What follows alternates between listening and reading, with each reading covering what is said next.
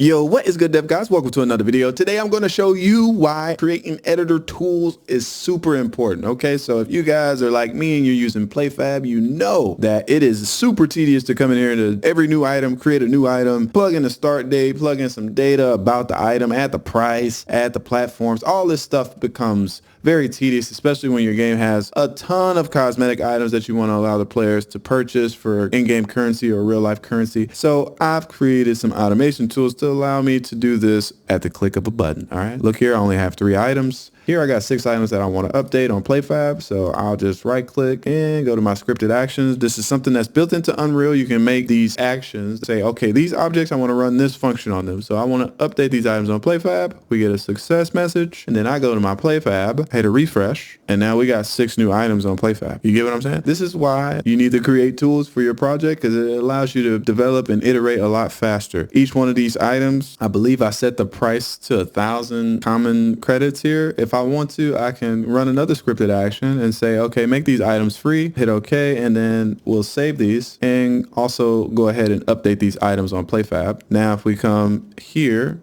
to the item on PlayFab, it should be 0. So now it's free. Yeah, so if you guys are interested in learning things like this and you appreciate this video, leave me a like, leave me a subscribe, and I'll see you in the next one. Peace.